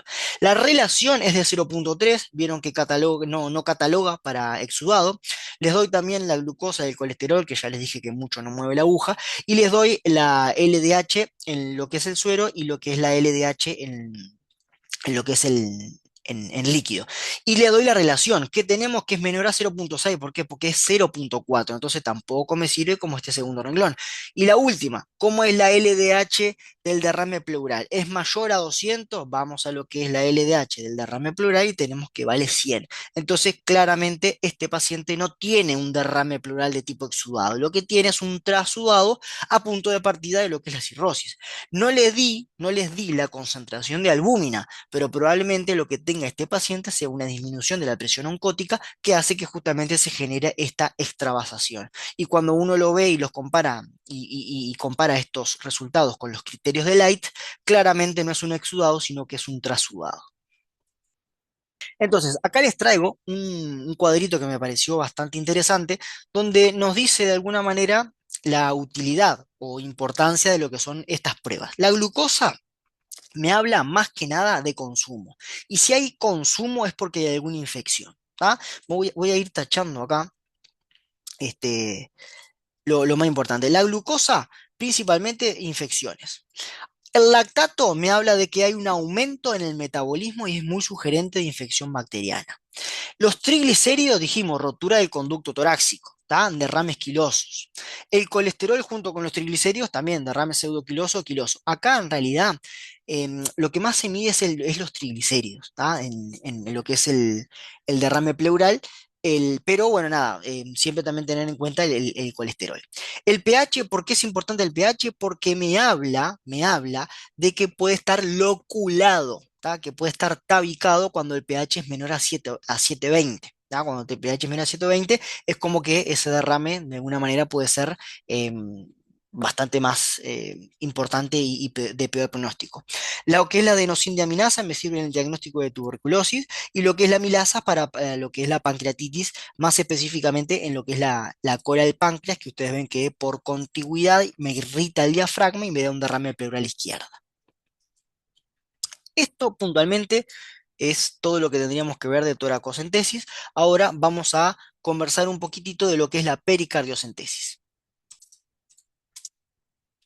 Derrame pericárdico. ¿Qué es el derrame pericárdico? Es un aumento del líquido que está entre lo que son las membranas serosas del pericardio, ¿tá? Que es esta membrana que envuelve el corazón. ¿Qué sucede? Cuando yo, por algún proceso infeccioso, alguna enfermedad autoinmune, cirugía cardíaca, por alguna de estas cuestiones hay un aumento de lo que es el líquido a nivel de lo que es el pericardio, esto es un problema porque me puede generar lo que es un taponamiento cardíaco. ¿Qué es un taponamiento cardíaco? Es un aumento de este líquido que lo que hace es, de alguna manera, no deja que el corazón pueda expandirse como habitualmente lo hace. Esto es un problema porque ¿qué pasa? Si las cámaras cardíacas tienen menos espacio, menos sangre van a eyectar. Y eso es importante tener en cuenta porque si menos sangre eyecta, los órganos, de alguna manera, se están nutriendo menos, ¿tá? La cantidad normal que hay más o menos en lo que es el pericardio, entre lo que son la membrana visceral y la membrana parietal, más o menos de 10 a 50, que normalmente, al igual que el pleural, yo no podría acceder, ¿tá? Puedo solamente acceder cuando hay esta colección de líquido. Entonces, ¿qué pasa? Toda la sangre que viene llegando, de alguna manera no puede expandirse y refluye hacia atrás. Y quiero que ustedes vean acá, porque esto en realidad, toda la sangre que viene bajando de lo que es el cuello, cabeza y demás, como no puede de alguna manera entrar a lo que son las cavidades cardíacas, refluye todo para atrás y me da esto que se llama la ingurgitación yugular. ¿Tá? Ustedes ven que tenemos una yugular que está bastante poderosa. ¿Qué significa esto? Que todo el líquido que en vez de distribuirse de manera homogénea en las cámaras cardíacas y ser eyectado, como lo hace habitualmente, esto no sucede y tengo de alguna manera una acumulación de sangre y yo lo puedo ver por este signo que, insisto con esto, se llama ingurgitación yugular y me pone en la pista de que puedo tener un derrame pericárdico, que puedo estar generando lo que es un taponamiento cardíaco. ¿Qué sucede? Esto es importante, como les decía, porque si yo saco menos sangre para afuera, todos los órganos van a estar de alguna manera con una disminución del gasto, o sea, me cae el gasto cardíaco y todos los órganos no pueden tomar el oxígeno necesario porque, bueno, eyecto menos sangre. Esto tiene como característica de que me baja la PA, justamente. Le voy a tomar los pulsos al paciente y no tiene pulso o lo tiene muy débiles. Cuando uno pone un estetoscopio a nivel de lo que es el tórax para escuchar los ruidos cardíacos, por supuesto que lo escucha alejados. ¿Por qué? Porque claramente todo el líquido hace que el corazón se contraiga no de la mejor manera y a su vez para mí es como tener un muro que no me deja de escuchar los ruidos cardíacos con facilidad. Entonces, cuando sucede esto, lo que se hace es una pericardiocentesis. ¿Qué pasa cuando nosotros recibimos un líquido? Es exactamente el mismo esquema que hemos estado hablando, porque estamos hablando de un líquido biológico. ¿Qué hacemos? Un examen físico que vamos a destacar el aspecto y el color precentrifugado, luego lo vamos a centrifugar y vamos a destacar el aspecto, el color del sobrenadante. y vamos a observar el sedimento para de alguna manera poder ver si es nulo, si es escaso, regular, abundante, hemático o blanquecino o hemático blanquecino. Ya aprendimos que el examen químico lo vamos a hacer del sobrenadante y en este caso vieron que no tengo acá un ítem que me diga líquido pericárdico. Entonces, ¿qué es lo que le vamos a hacer al líquido pericárdico? Solamente proteínas totales, glucosa y LDH. Proteínas totales ya aprendimos que nos ponen la pista de trasudado y exudado y qué tan rota está lo que es el endotelio. La glucosa me habla de consumo y la LDH me habla de necrosis, inflamación y todo lo que conversamos anteriormente. Entonces, de este sobrenadante vamos a hacer el examen químico en lo que es el equipo automatizado y lo que es el sedimento, vamos a hacer el examen citológico. ¿Ah? ¿Qué es lo que vamos a hacer el examen citológico? Las láminas, a partir del sedimento, vamos a hacer confeccionar estas láminas para poder ver si hay algún tipo de célula con alguna anormalidad, si vemos bacterias, si vemos polimorfos, si vemos leucocitos, pero no los voy a contar, no puedo decir de una lámina cuántos leucocitos por milímetro cúbico tengo. Eso no lo puedo decir porque no tengo cámara de Neubauer, porque la cámara de Neubauer se utiliza para líquido de ascitis, que lo vamos a dejar para el final. ¿Tá? Entonces, examen físico, examen químico y examen citológico, que vamos a hacerlo a partir de las láminas. Yo esto no se los he dicho, pero todos los líquidos, creo que se los dije, si no importa, lo repito, todos los líquidos a su vez tienen un tubito que va ahí para bacteriología, para ver si se va a cultivar y ver si crece algo y eventualmente si crece algo se le va a tener que poner nombre y apellido junto con la sensibilidad antibiótica. ¿Tá? Muy bien. Entonces, ¿qué es lo que hacemos? Lo mismo, me va a llegar la muestra, la voy a trabajar en estos tubitos que me permiten de alguna manera ver el aspecto y el color pre-centrifugado mucho mejor, lo voy a centrifugar y ¿qué es lo que voy a tener? Un sobrenadante y un sedimento. ¿Qué voy a hacer del sobrenadante? Voy a hacer el examen químico y del sedimento, esto es lo que ya hemos venido viendo. Del sedimento voy a justamente hacer la lámina para ver el microscopio. ¿Qué voy a ver el microscopio? Células mesoteliales, linfocitos, bacterias o cualquier cosa que me ponga en la pista de algún proceso infeccioso. Acá el examen químico, ¿qué es lo que vamos a hacer? Proteínas totales, glucosa y LDH. No vamos a hacer nada de esto y no vamos a hacer la albúmina. Solamente en pericardio, en líquido pericárdico, vamos a hacer estos tres analitos. Entonces, acá lo que yo les traigo es un líquido pericárdico para poder analizarlo. ¿Qué es lo que tenemos? Aspecto y color inicial. ¿Cómo estaba? Turbio y hemático. O sea, hay algo que está dando la turbidez a lo que es el líquido que normalmente tiene que ser límpido. Cuando se realiza la centrifugación y se destaca lo que es el aspecto, ustedes ven que pasa de turbio a límpido. Y claro, porque ¿qué pasa? En el sedimento, ¿qué es lo que tenemos? Abundante hemático. ¿Qué significa esto? Que el botón que quedó en el fondo del tubo de alguna manera es tan grande que ocupa toda la circunferencia del frasco, por eso se pone abundante y hemático por el color. ¿Qué les traigo acá? Lo que es el examen químico. Tenemos la glucosa, que en el líquido pericárdico, al igual que el resto de los líquidos, es similar a la glicemia. Es por eso que cuando yo decido analizar si hay consumo o no hay consumo, debo tener en paralelo una glicemia para poder comparar. Vamos a imaginarnos que la glicemia de este paciente es una glicemia normal, por eso vamos a presuponer que, por ende, esta glucosa está disminuida y tenemos algo que la está consumiendo. Ya puede ser leucocitos o pueden ser microorganismos. Normalmente esto sucede en una infección, claramente. ¿Cómo están las proteínas totales? 44,8. Dijimos que las proteínas, vamos acá a buscar las proteínas, el valor de corte para decir si es exudado o trasudado es de 30. Mayor de 30 gramos litro nos pone la pista de que esto es un exudado. ¿Cuánto tiene? 44. Tiene toda la pinta de que verdaderamente es un exudado. Cuando vemos la LDH, ¿qué vemos la LDH? Bueno, vemos una LDH totalmente aumentada. ¿Qué pasa? Nosotros dijimos que los criterios de Light me servía para el líquido pleural. ¿Tá? Y eso es lo que vamos a contestar en caso que nos pregunten los exámenes o parciales. Pero ¿qué pasa? Al día de hoy, de alguna manera esos criterios de Light pueden extrapolarse y me sirve a mí para interpretar esta LDH. Entonces, si bien lo que es el criterio de Light, donde me decía que una LDH mayor a los 2/3 del límite superior de la normalidad ya era sugestivo de exudado, también la podemos utilizar como líquido pericárdico, ¿tá? No es lo más frecuente que se utiliza, pero se dosifica. Y de verdad que utilizando ese mismo criterio de Light en lo que es el derrame pericárdico, es muy sugestiva también de exudado. Obviamente, si no tenemos la LDH, podemos utilizar los otros parámetros, ¿verdad? Porque si yo tengo las proteínas totales en lo que es el líquido y las proteínas totales en lo que es el suero, puedo hacer este ratio y claramente concluir. Pero bueno, insisto con esto. La LDH, esto que les pongo acá, que es generalmente menor a 200 por lo que estábamos discutiendo del valor de corte. Un valor de menor de 200 de la LDH en el derrame pericárdico es muy sugestivo de que es normal. ¿Tá? Si bien se utiliza la LDH y este párrafo de acá se utiliza más que nada en el derrame pleural, también se puede utilizar en el derrame pericárdico. No es correcto, pero de verdad que tiene una correlación bastante buena con la clínica y con lo que verdaderamente tiene el paciente. Es por eso que se sigue utilizando y se sigue este, dosificando. También es verdad que, bueno, si yo no quiero utilizar este párrafo de acá, que es el criterio de Light, puedo de alguna manera solicitar la LDH en sangre y hacer el ratio este que hemos venido aprendiendo, ¿tá? Pero por un tema de facilidad y de acortar camino, mirar la LDH y si está mayor a 200 ya nos pone en la pista de que seguramente esto sea un exudado, ¿tá? Insisto con esto, me pongo pesado con esto. La LDH, este razonamiento que estamos haciendo, es más que nada para derrame pleural, pero como también tiene una buena correlación en lo que es derrame pericárdico, seguimos utilizando que si la LDH es mayor a 200, porque son los 2/3 del límite superior de la normalidad, nos pone en la pista de que estamos en un exudado.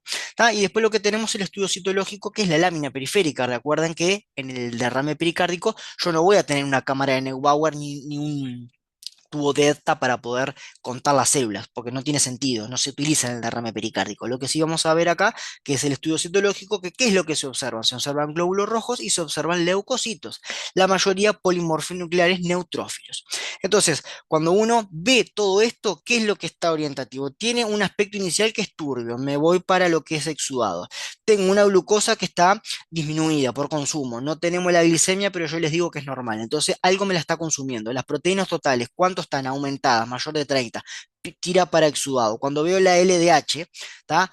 Insisto con esto, no utilizo el criterio de LAC para derrame pleural, pero se sigue utilizando medio que a bajo ruido. ¿Y qué pasa? Concluimos que también, como supera los 200, me tira para exudado. A su vez, ¿qué es lo que tengo? Tengo una gran cantidad de leucocitos en el estudio citológico que más me tira para infección.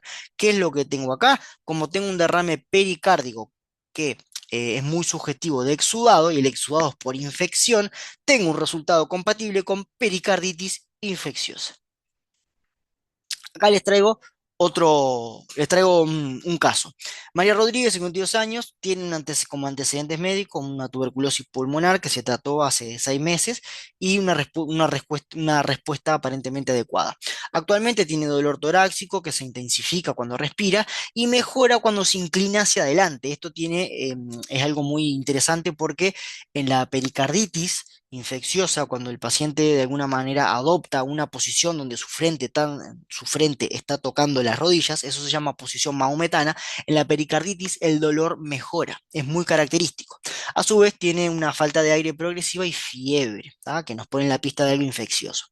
Se le hace un examen cardiovascular donde los ruidos cardíacos están apagados, es decir, yo lo siento lejos, los ruidos, y a su vez se siente roce pericárdico. El roce pericárdico es como un roce de velcro cuando uno pone el estetoscopio en el pecho del paciente.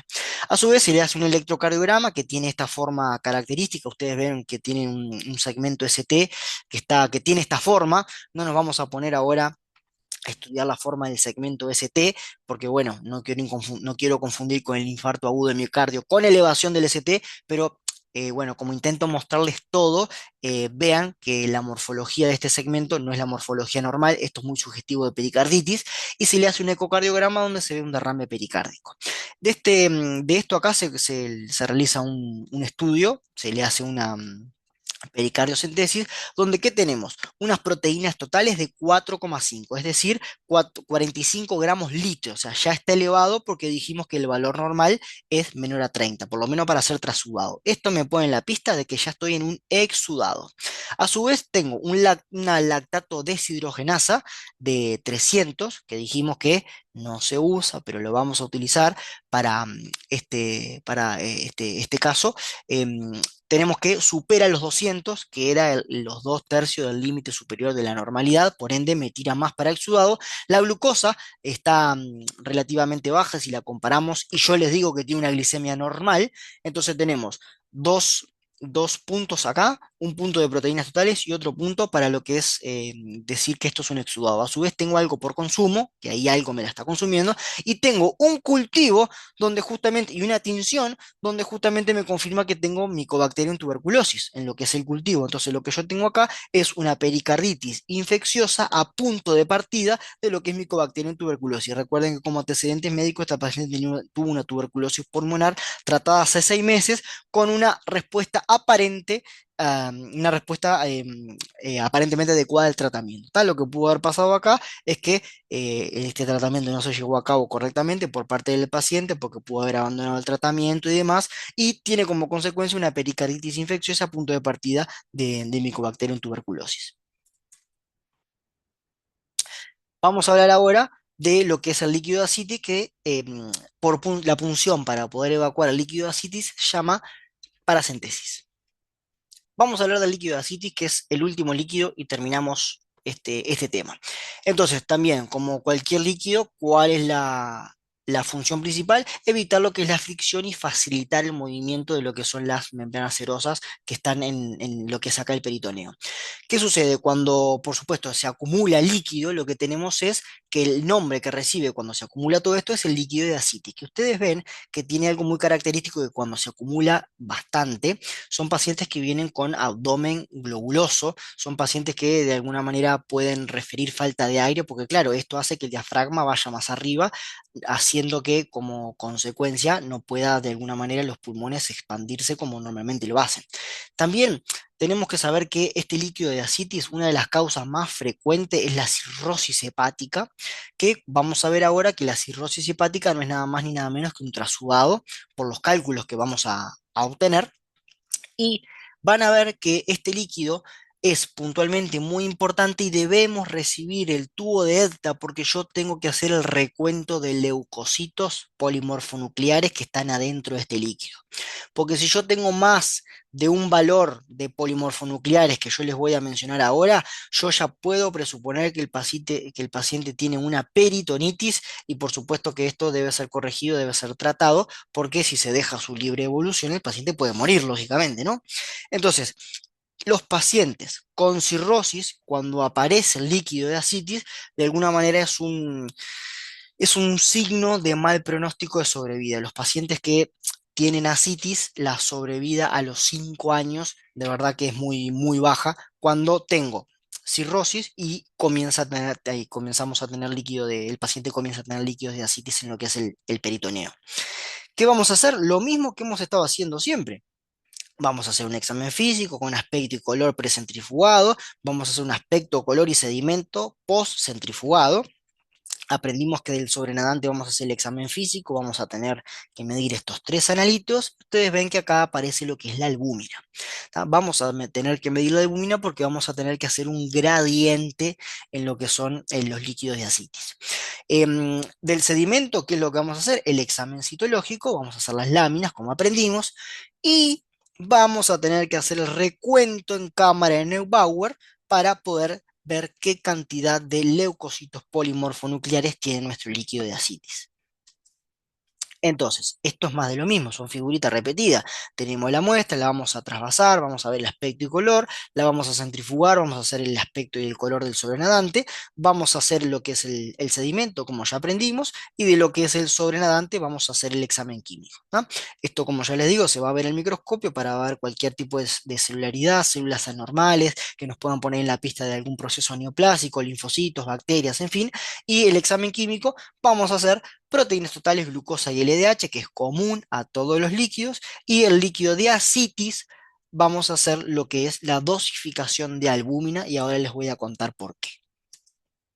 Entonces, también, ¿qué es lo que debemos recibir? He insistido toda la clase con esto. Debemos recibir el tubo de EDTA para poder realizar el recuento. Este tubo delta yo lo voy a tener que cargar en la cámara de Neubauer, lo voy a tener que cargar sin centrifugar, ¿tá? El tubo delta no se centrifuga y se utiliza delta porque es el mejor anticoagulante que me mantiene la morfología de las células y a mí me permite identificarlas. ¿Y por qué se hace esto? Porque yo hago el diagnóstico de peritonitis bacteriana espontánea cuando los leucocitos que yo cuento son mayor a 250 polimorfonucleares. Cuando el médico que está tratando al paciente ve que en el recuento por milímetro cúbico tiene mayor de 250 polimorfonucleares, vieron que no digo mayor, no digo 250 leucocitos, digo 250 polimorfonucleares, ¿tá? Ya hace el diagnóstico de peritonitis bacteriana espontánea y esto, por supuesto, atrás viene un tratamiento para poder paliar esta infección. Bien, entonces en el laboratorio, ¿qué es lo que vamos a recibir? Vamos a recibir el frasco o los tubos con el líquido de ascitis para hacer lo que es el examen químico. Lo ideal también es recibir un tubo en sangre para hacer los ratios y el tubo de ETA para poder hacer el recuento, ¿tá? Vieron que el único líquido que nosotros hablamos hoy que tiene recuento en cámara de Neubauer es el líquido de ascitis. ¿Por qué les digo esto? Porque en un verdadero falso o en algún líquido pueden llegar a hacer la pregunta, ¿no? Si se utiliza tubo delta, ¿no? Si interesa el recuento, ¿no? Vieron que hemos hecho énfasis en toda esta clase que el único que tiene recuento es el líquido de ascitis con un valor de Conte de 250 polimorfos nucleares para el diagnóstico de PB. Acá lo que yo les traigo es cómo se ve el informe de un líquido de ascitis, ¿tá? Un líquido peritoneal. ¿Qué es lo que tenemos? Tenemos los analitos que ya hemos estado discutiendo y tenemos la albúmina que vamos a destacar muchas cosas interesantes de este analito. ¿Qué tenemos como siempre? El aspecto y el color inicial. ¿Qué tenemos? Ligeramente turbio y amarillo. Cuando se realiza la centrifugación, el aspecto sigue siendo ligeramente turbio y el color sigue siendo amarillo. Cuando vamos al sedimento tenemos escaso hemático, es decir, un botón muy pequeño en lo que es el final del frasco. Cuando vamos a las proteínas totales, ¿qué tenemos? Proteínas totales de 50.3, donde me ponen en la pista a mí que si es mayor a 30 me orienta a lo que es exudado. Tenemos la albúmina, que la voy a dejar para después. Tenemos la glucosa, que como siempre la glucosa es similar a lo que es la glicemia. Como no tengo resultado de glicemia, no puedo presuponer si está disminuida o no. O mejor dicho, sí puedo presuponer porque yo acá me inventé, no me acordaba, un valor de glucosa. El valor de glucosa de este paciente es de 1.5 gramos litro y acá yo tengo casi la mitad, claramente hay un consumo. ¿Tá? Entonces tengo unas proteínas totales elevadas que me ponen en la pista de que estoy enfrente de un exudado. Tengo un consumo de glucosa que algo la está comiendo la glucosa. La LDH, ¿qué pasa? Yo les doy la LDH en lo que es en sangre para poder hacer el ratio. A su vez, podemos utilizar también, que insisto con esto, me voy a aburrir de decirlo, el criterio de que si supera los 2/3 del límite superior de la normalidad de lo que es la LDH plasmática, que claramente lo supera, porque si dijimos que ese límite es de 200, acá se los pongo, si es de 200, lo discutimos, claramente es un exudado. Yo les comento esto, pero me pongo pesado con esto, pero este rengloncito lo describió Light para el derrame pleural. Pero se sigue, como es tan, de verdad, como es tan eficiente, este renglón se sigue utilizando para sí, todos los derrames, porque de verdad tienen una correlación bastante importante con la fisiopatología del que tiene el paciente, de exudado y de infección. Entonces, las proteínas totales me ponen en la pista, de verdad, que estoy frente a un paciente que está cursando puede estar cursando una infección, por ende es un exudado. La glucosa está consumida. La LDH, si yo hago los ratios, no lo tengo hecho acá, pero lo podemos hacer claramente. Si yo agarro y divido esta LDH, lo voy a hacer ahora con el celular, tenemos 1200, 1326, denme un segundito, 1326 dividido 250. Esto me da un ratio de 5.3. Entonces, cuando yo vengo acá, me da claramente mayor a 0.6. Lo voy a hacer de vuelta porque me parece un disparate, pero 1326 dividido 250. 5.3.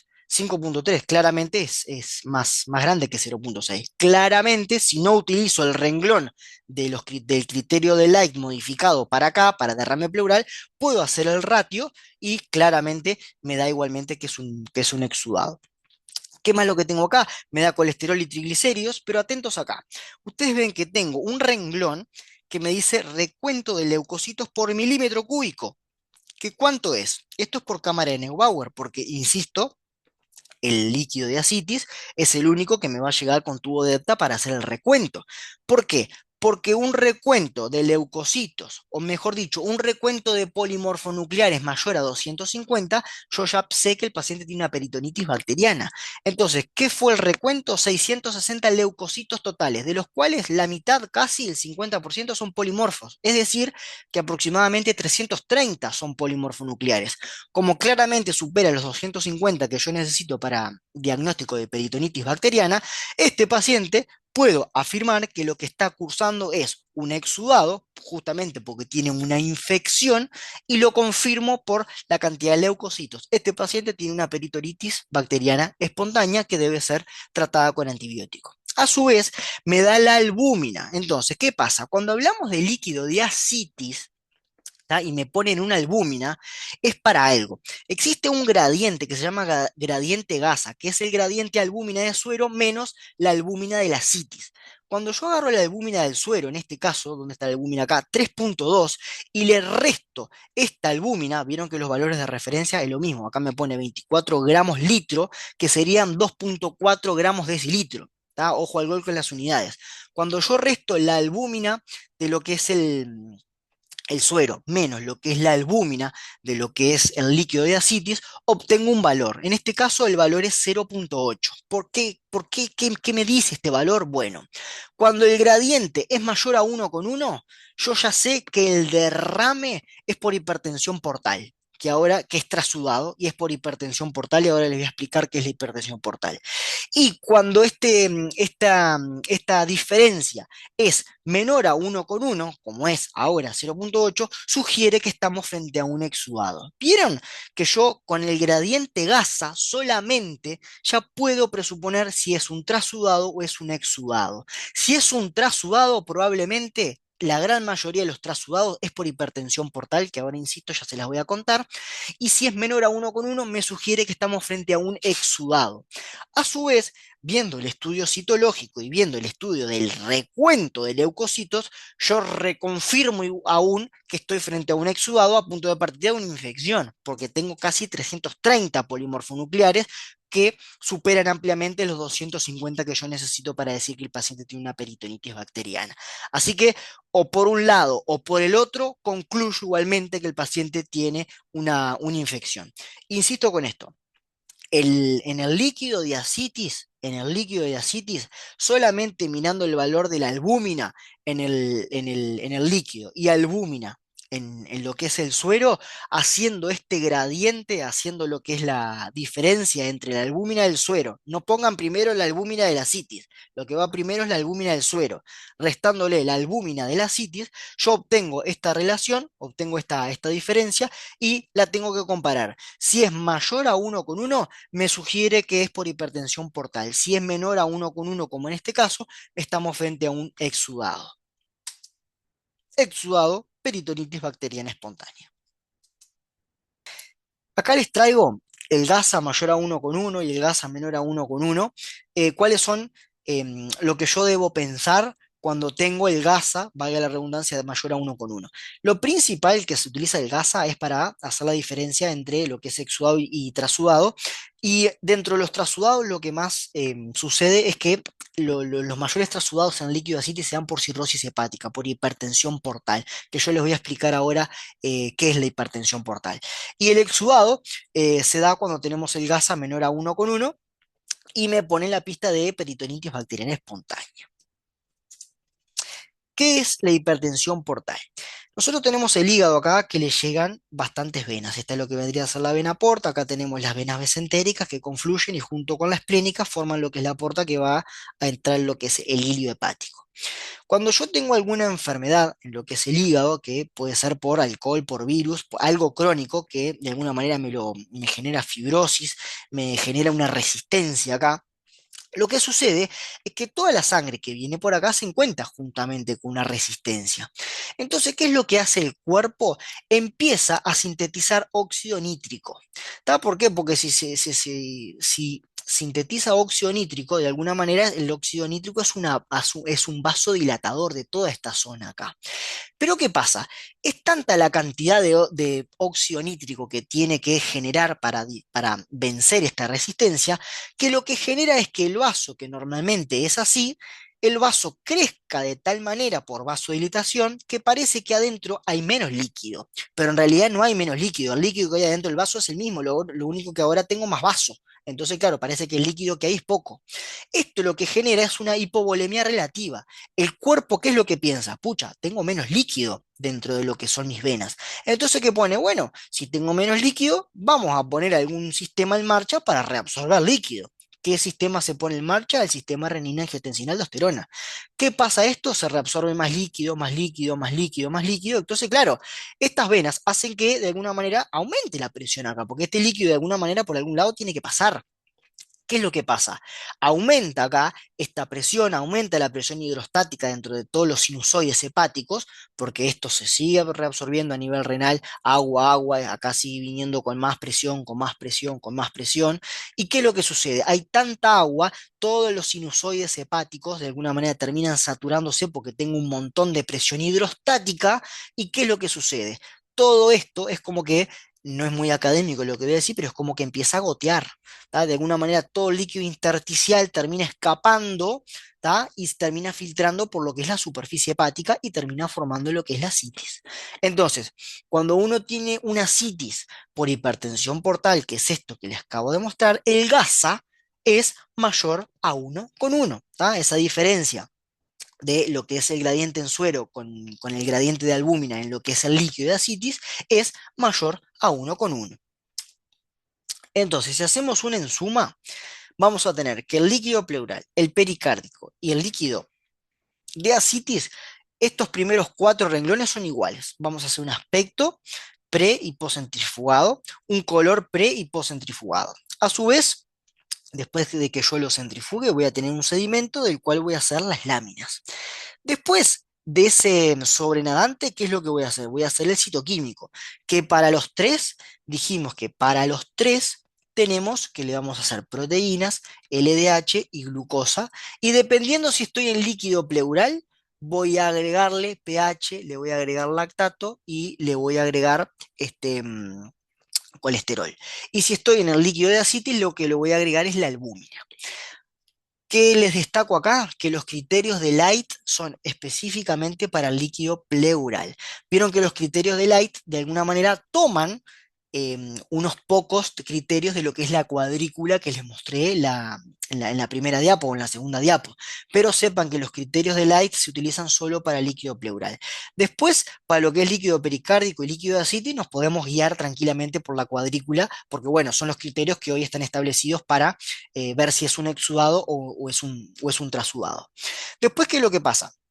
Vamos a hacer un estudio citológico, ¿tá? De lo que es el sedimento, por eso les pongo la flechita ahí, y tenemos ratios para hacer, ¿tá? Tenemos el ratio de proteínas en lo que es el líquido, dividido las proteínas del plasma, y tenemos los ratios de LDH en líquido con LDH del plasma. Entonces, lógicamente, yo tengo que tener un tubo seco para poder ver las proteínas y ver la cantidad de LDH para poder hacer estos ratios. Y esto es lo que les comentaba, gasometría para pH y lactato en el líquido pleural y no olvidarnos que necesitamos un tubo de ETA para los polimorfos nucleares para hacer el recuento. Entonces, acá tenemos un insumo. Recuerden que del sobrenadante voy a mandar todo para lo que es el examen químico. De lo que es el sedimento, voy a hacer lo que es el citológico. ¿Tá? Esto es específicamente para pleura y para pericárdico. Y lo que es ascitis, vamos a hacer también un citológico, pero también vamos a, si recibimos el tubo de ETA, vamos a tener que hacer un recuento para contar los polimorfonucleares con un valor de corte de 250 para ver si podemos hacer diagnóstico de peritonitis bacteriana espontánea y ese paciente, por supuesto, se beneficie de un eventual tratamiento. Esto es un poco un resumen, acá les dejo más lindo todo lo que hemos venido conversando, el examen físico, químico, citológico, y acá les dejo la cuadrícula que hemos estado conversando. Bueno, esto ha sido todo por hoy. Es una clase bastante larga, hay que verla un par de veces, pero bueno, nada, quedo las órdenes para lo que necesiten, mail, correo, comentario, lo que ustedes quieran. Cualquier comentario siempre es beneficioso para seguir aprendiendo. Así que bueno, nada, los dejo y los veo en la próxima. Saludos para todos.